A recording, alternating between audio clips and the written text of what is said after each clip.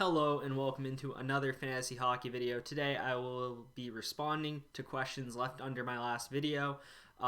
If you have questions yourself, leave a comment down below under this video and I will respond to any fantasy questions at all. For example, today someone asked me Carter Verhaeghe or Alexander Teixeira, the French player on Columbus. Questions like that are great. Comparing players is great. Just how someone's doing, if I think they can keep their pace, if I think someone will break out of a slump, those are great type of questions to add, so keep them coming. If you like the channel, please consider subscribing to follow my coverage going forward of the NHL, and like the video, it shows a lot of support and gets it suggested so we can grow the audience on the channel. Let's get into the first question though, and this is Alexander Teixeira versus Carter Verhaeghe. And this is an interesting one because you have two players who don't really have a big track record to go on and are in great situations, both of them. You got Alexander Teixeira, who is now on the first line of Columbus with the departure of Pierre-Luc Dubois, and Alexander Teixeira has two very good snipers on his wing with Patrik Laine, who has 50 goal potential when he's healthy and playing, and Cam Atkinson, who is a 30 goal scorer and is pretty dynamic himself. Alexander Teixeira is a good player himself as well, whereas Carter Verhaeghe, I'm not sure if he is as talented as Alexander Teixeira, but he's playing on the wing with Alexander Barkov and Anthony Duclair, which is a good situation to be in. And so far, he is above a point per game with 7 points in 6 games. That being said, though, if I had to put my money on one going forward, I would have to go with Alexander Teixeira. Now, I responded to this comment to Colin T, saying I'd rather have Verhaeghe, but that's before I saw Patrik Laine got put with Teixeira, and now I think I'd rather have Teixeira than Verhaeghe. But I will say both players are very ownable, and if they are available in your league and you need help, and whether you need just like a depth center, which I know if you play position, centers are less valuable because of how many there are. But if you're in a league where position doesn't matter, both these guys are probably worthy of owning. That being said, I think both are good, and I'd rather have Teixeira because of Laine being on his line. Ryan Brown left a lot of questions, and I will respond to about 7 of these, and this is the rest of the video, so you can call this a Ryan Brown video if you want, but he has some good ones, so I have to go through some of them. He asked, are these Habs players with points really fantasy worthy, or will they cool off? Which ones? Now, so far, Montreal is the leading goal scoring team in the league for goals per game with 4.33 goals per game, which is a good about 0.5. I think, yeah, it's 0.5 on the dot as of before tonight, which is the 2nd of February, Tuesday. And I will say I expect Montreal to fall back to the pack. I don't think they're that much better of a goal-scoring team than everyone else, and I know that. They're a deeper team this year, so they are still a top 10 goal-scoring team in my opinion. That being said, which of these guys are ownable? I'd say all the guys in the screenshot that I took are pretty ownable. You have Thomas Tatar, who was almost a point per game last year. You got Josh Anderson, who is fully healthy now, and he is scoring. I believe he has 2 goals already tonight, so that means his goal total is up to 6, and he's at 8 points in 10 games, unless he scored again, and I haven't checked. Brandon Gallagher is a solid player who takes a lot of shots. If you're in a league that counts shots, Brandon Gallagher is ownable and is a top 100 player. The leagues I play in, shots aren't worth as much, but he's still an ownable player in my opinion, not a high tier player by any means. Jonathan Drouin, Nick Suzuki, and that Josh Anderson line have just been so good to the point I don't see any reason none of them shouldn't be owned in your leagues.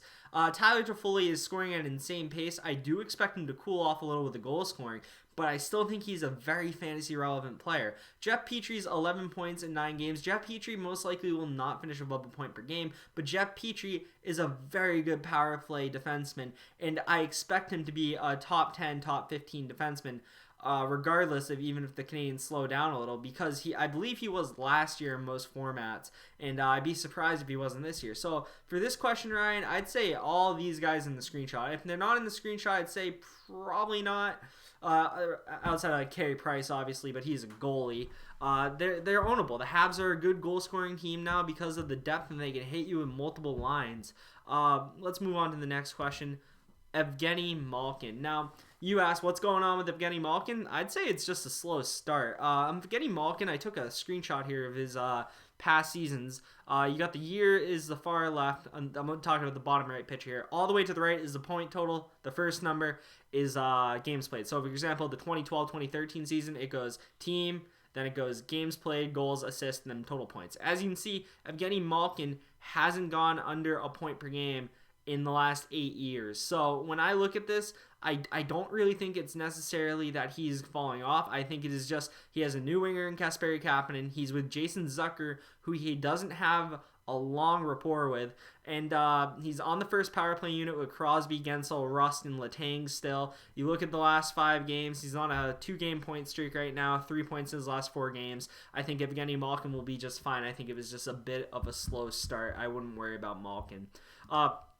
Tyson Barrie. Should we consider dropping Tyson Barrie at this point? I'd say no. And I know you asked this a few days ago, and since he's put up 2-point games in a row. And what you're seeing here in the last few days, in the last week or so, is that the Edmonton Oilers are starting to gel and score in bunches, as they did against Ottawa the other day, where Leon Draisaitl put up like a ridiculous 6-7 points or something like that.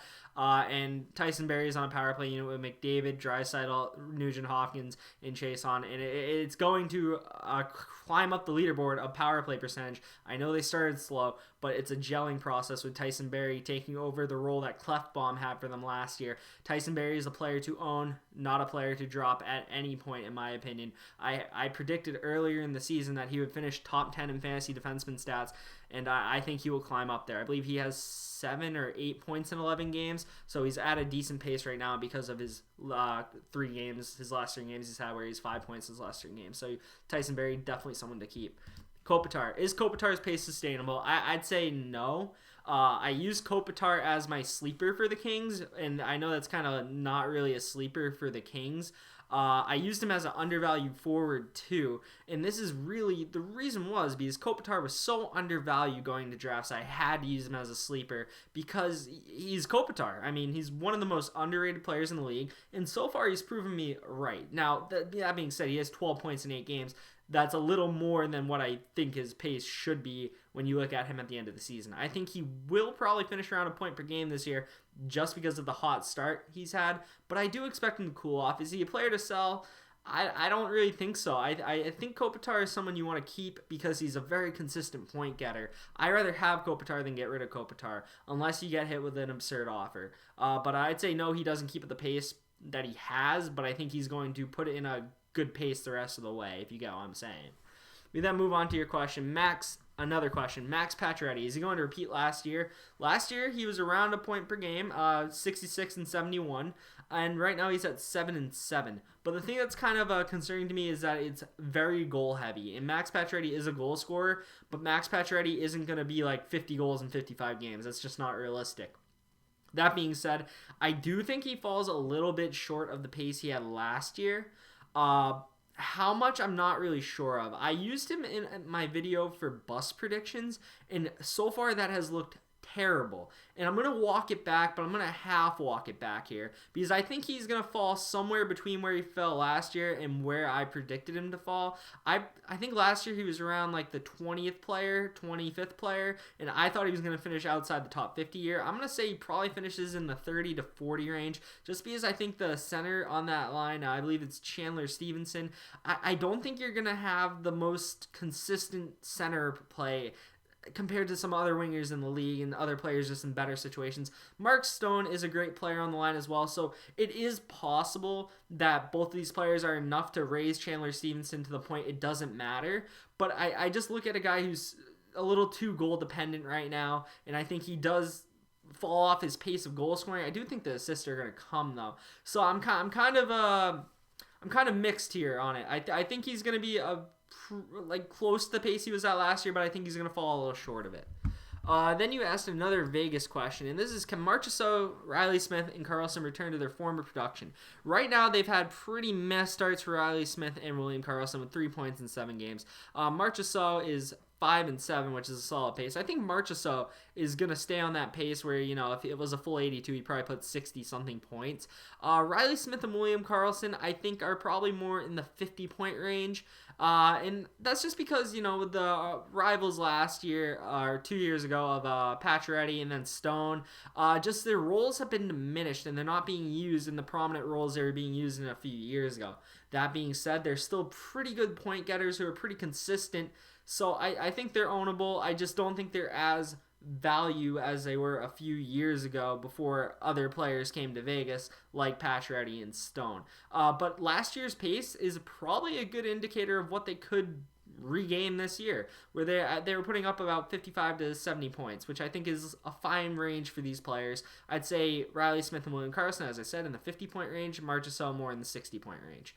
And the last question that I'm going to go over that you asked me was Varlamov and Peter Mrazek, are they good goalie options? And I'd say yes. Carolina looks like the best team in that Central Division right now. And that's a division with Tampa and Dallas. I believe they're 5-1-0 or something like that.